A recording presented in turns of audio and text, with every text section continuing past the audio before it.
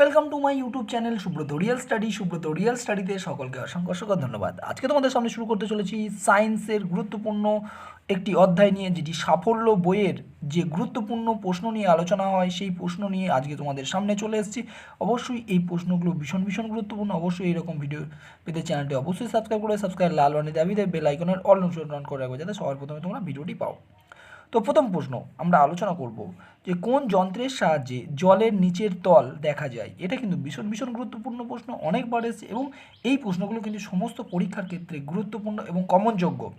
অবশ্যই তোমরা এটা মনে রাখবে। তাহলে কি এটা হচ্ছে হাইগ্রোমিটার হচ্ছে জলের নিচের তল দেখা যায়। এরপরে আলোচনা করব 2 নম্বরের প্রশ্ন, লেন্স পরিমাপের যন্ত্রের নাম কি? লেন্স যে পরিমাপ করা হয় সেই যন্ত্রের নাম কি? এটাও কিন্তু ভীষণ গুরুত্বপূর্ণ প্রশ্ন।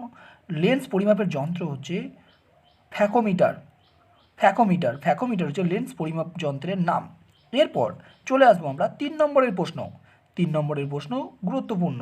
লেখা আছে চাপের পরিবর্তন ও পরিমাপক যন্ত্রের নাম কি? সেন্টিমিটার।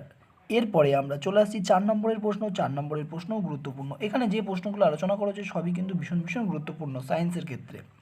কোন যন্ত্রের সাহায্যে বায়ুমণ্ডলীয় আর্দ্রতার পরিমাপ না করে নির্দেশ করা যায়? এটা হচ্ছে হাইগ্রোমিটার হচ্ছে এমন একটি যন্ত্র যার সাহায্যে বায়ুমণ্ডলীয় আর্দ্রতার পরিবর্তন না করে নির্দেশ করা যায়। 5 নম্বরের, জন্ডিসের সময় বেড়ে যাওয়া বিলিরুবিন কোথা থেকে উৎপন্ন হয়? ভীষণ গুরুত্বপূর্ণ প্রশ্ন। জন্ডিসের সময় বেড়ে যাওয়া বিলিরুবিন কোথা থেকে উৎপন্ন হয়? হিমোগ্লোবিন থেকে উৎপন্ন হয়। যে প্রশ্নগুলো আলোচনা করেছে সবই কিন্তু ভীষণ গুরুত্বপূর্ণ এবং সমস্ত পরীক্ষার জন্য কমনযোগ্য প্রশ্ন।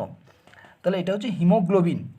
এটাও কিন্তু ভীষণ গুরুত্বপূর্ণ প্রশ্ন। অবশ্যই তোমরা এটা মুখস্থ করবে এবং যে প্রশ্নগুলো আলোচনা করা হয়েছে সবই কিন্তু গুরুত্বপূর্ণ প্রশ্ন।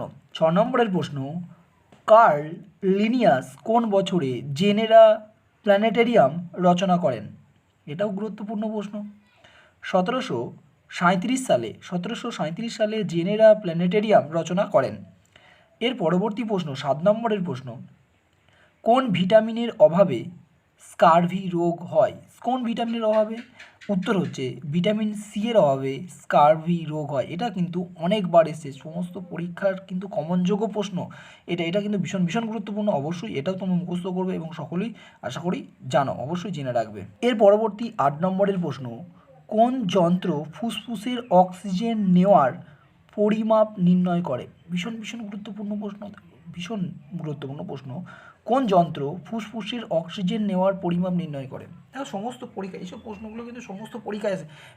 PSC constable, SSC, group D, রাজ্যের গ্রুপ ডি, কেন্দ্রের রেলওয়ের গ্রুপ ডি, এই প্রশ্নগুলো কিন্তু ভীষণ গুরুত্বপূর্ণ। দেখো কোন যন্ত্রে ফুসফুসের অক্সিজেন নেওয়ার পরিমাপ নির্ণয় করে? এটা হচ্ছে ডগলাস ব্যাগ বা স্পাইরোমিটারের সাহায্যে কী করা এর পরিমাপ নির্ণয় করে। এর পরবর্তী 9 নম্বরের প্রশ্ন, লোহিত কণিকা অতিরিক্ত বেড়ে গেলে কি রোগ হয়? ভীষণ গুরুত্বপূর্ণ প্রশ্ন।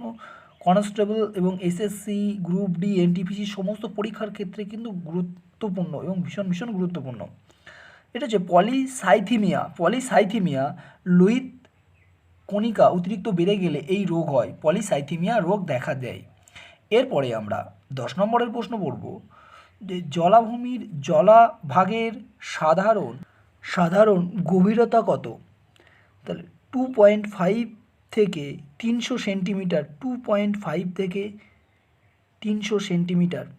এরপরে 11 নম্বর প্রশ্ন এবং শেষ প্রশ্ন, মানুষের শরীরের সবচেয়ে ছোট গ্রন্থি কোনটি? তাহলে মানুষের শরীরের সবচেয়ে ছোট গ্রন্থি কোনটি?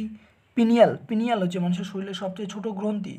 এই প্রশ্নটা কিন্তু ভীষণ ইম্পর্টেন্ট। যে প্রশ্নগুলো আলোচনা করা হলো সবই কিন্তু ভীষণ গুরুত্বপূর্ণ। অবশ্যই প্রশ্নগুলো ভালো করে মুখস্থ করবে এবং অবশ্যই ভিডিওটি শেয়ার করবে, বন্ধুদের মাঝে শেয়ার করবে, অবশ্যই লাইক করবে এবং ভালো লাগলে অবশ্যই চ্যানেলটি সাবস্ক্রাইব লাল বাটনের দাবি দেবে, বেল আইকনের অল নোটিফিকেশন অন করে রাখবে যাতে সবার প্রথমে তোমরা ভিডিওটি পাও।